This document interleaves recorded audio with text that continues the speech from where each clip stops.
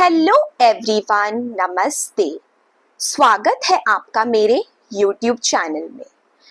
जैसा कि दोस्तों मैंने अपने इंट्रोडक्शन वीडियो में बताया था कि हम झारखंड डीएलएड और बिहार डीएलएड से रिलेटेड संपूर्ण सिलेबस को कवर करेंगे, साथ ही साथ सिलेबस का एनालाइज भी करेंगे, क्योंकि बहुत सारे स्टूडेंट्स ऐसे होते हैं जिनके पास प्रॉपर सिलेबस अवेलेबल नहीं होता और बहुत सारे स्टूडेंट्स ऐसे भी होते हैं जिनको सिलेबस को ही समझने में प्रॉब्लम्स होती है। तो मैं किसी भी पेपर या टॉपिक को स्टार्ट करने से पहले सिलेबस का एनालाइज ज़रूर करूँगी, क्योंकि जब तक हमें सिलेबस के बारे में ही संपूर्ण जानकारी नहीं होगी कि कैसे पढ़ना है, सिलेबस में क्या क्या पढ़ना है, तब तक हम अपने कॉन्सेप्ट को क्लियर नहीं कर पाएंगे। तो आज का जो मेरा वीडियो है वह झारखंड डीएलएड के स्टूडेंट्स के लिए है, जिसमें मैं आज झारखंड डीएलएड के फर्स्ट पेपर का एनालाइज करूंगी कि उसमें क्या क्या पढ़ना है और इसके अंदर कौन कौन से टॉपिक है, इसके बारे में हम लोग डिस्कस करेंगे। तो जो झारखंड डीएलएड का फर्स्ट पेपर है उसका नाम है शिक्षा और उभरते हुए भारतीय समाज में शिक्षक। इसे हम फाउंडेशन पेपर या फर्स्ट पेपर भी कहते हैं।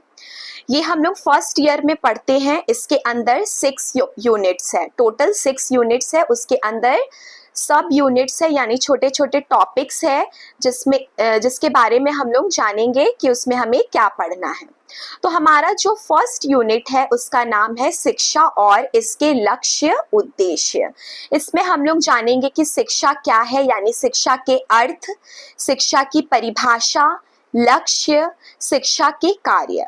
फिर शिक्षा के एजेंसियों के बारे में भी जानेंगे, यानी कि शिक्षा के अभिकरण कौन कौन से हैं।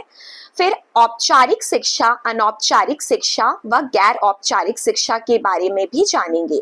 शिक्षा के जो 3 स्वरूप है, औपचारिक, अनौपचारिक और गैर औपचारिक शिक्षा के बारे में जानेंगे।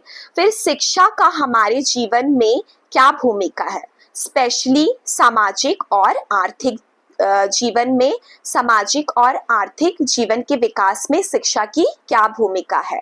फिर हमारा जो यूनिट 2 है उसका नाम है नई शिक्षा शास्त्र की अवधारणा, जिसमें हम लोग नए शिक्षा शास्त्र की परिचय के बारे में जानेंगे, उसके विशेषताओं के बारे में जानेंगे। फिर जो नई शिक्षा शास्त्र है पहले कैसी थी, यानी कि पारंपरिक शिक्षा शास्त्र क्या है, फिर अभी जो वर्तमान में जो नई शिक्षा शास्त्र है वो क्या है, गतिविधि आधारित शिक्षा जिसे हम लोग एक्टिविटी बेस्ड लर्निंग भी कहते हैं, उसके बारे में जानेंगे। फिर गतिविधियों के प्रकार और उनके स्पष्टीकरण, यानी कि किस किस गतिविधियों के द्वारा हम पढ़ते हैं उनका स्पष्टीकरण करेंगे। यूनिट 3 शिक्षा के विभिन्न दर्शन। इसमें हम लोग फिलोसफर्स के बारे में जानेंगे, जैसे कि John Dewey, Friedrich Froebel, Pestalozzi, Rousseau और मारिया मॉन्टेस्क्यू। फिर हम लोग आदर्शवाद के बारे में जानेंगे, प्रकृतिवाद, प्रयोजनवाद, यथार्थवाद, भारतीय और पश्चिमी शिक्षा के मुख्य सिद्धांत, यानी कि भारत में और जो हमारे पश्चिमी शिक्षा है उसके शिक्षा के कौन कौन से सिद्धांत है उसके बारे में जानेंगे। फिर गांधी जी की बुनियादी शिक्षा, रविंद्रनाथ की शिक्षा, रविंद्रनाथ टैगोर की शिक्षा के बारे में जानेंगे। फिर जो हमारा यूनिट 4 है उसमें शिक्षा में आधुनिक रुझान, यानी कि शिक्षा में कौन कौन से परिवर्तन आए हैं, आधुनिक शिक्षा क्या है उसके बारे में जानेंगे।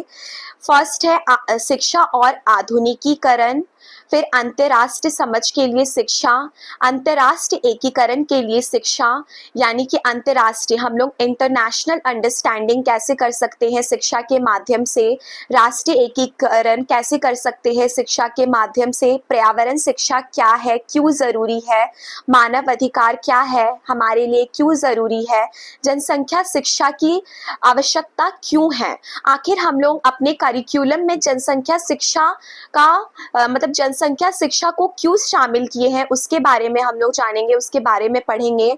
मूल्य शिक्षा के बारे में पढ़ेंगे, उसके विशेषताओं को पढ़ेंगे। फिर हमारा यूनिट 5 जो है उसमें शिक्षा और राष्ट्रीय शिक्षा नीति के बारे में पढ़ेंगे। यानी कि हमारा हम लोग इसमें NEP, NCF सभी जितने भी हमारे करिकुलम है, NCF 2005, 1986, फिर 68 जितने भी आए NCF आए हैं उनके बारे में पढ़ेंगे। फिर हमारा भारतीय संविधान में शैक्षिक नीतियाँ, समाजवाद, लोकतंत्र और धर्मनिरपेक्षता के राष्ट्रीय लक्ष्य के परिप्रेक्ष्य में प्राथमिक शिक्षा के क्या उद्देश्य है, यानी कि प्राथमिक शिक्षा के लिए कौन कौन से लक्ष्य निर्धारित किए गए हैं उसके बारे में पढ़ेंगे। प्राथमिक शिक्षा का सार्वभौमिकरण, यानी कि प्राथमिक शिक्षा के बारे में हम लोग जानेंगे कि और ये सबके लिए क्यों जरूरी है, इसको भी हम लोग जानेंगे। राष्ट्रीय शिक्षा नीति 1986, 1992 और 2006 के बारे में भी हम लोग जानेंगे। फिर हमारा सबसे लास्ट यूनिट है झारखंड में प्राथमिक शिक्षा, यानी कि झारखंड में प्राथमिक शिक्षा की क्या व्यवस्था है उसके बारे में जानेंगे।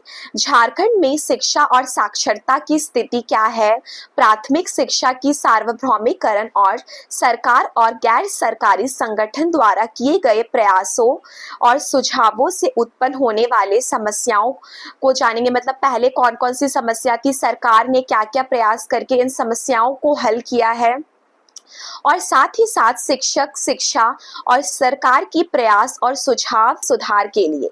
यानी जब कोई टीचर बनता है तो उससे पहले उसकी ट्रेनिंग होती है, B.Ed, D.LED, और उसके बाद जब वो टीचर बन जाता है, इन सर्विस और प्री सर्विस, इसके बारे में भी हम लोग जानेंगे शिक्षकों की क्या भूमिका है।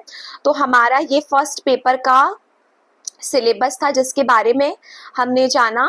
अगर आपको कोई भी डाउट हो या फिर सिलेबस को समझने में प्रॉब्लम हो तो आप कमेंट कर सकते हैं, मैं आपकी समस्याओं को दूर करने का प्रयास करूंगी। अगर आपको मेरा वीडियो अच्छा लगा हो तो कृपया कर मेरे वीडियो को लाइक और सब्सक्राइब जरूर करें। धन्यवाद।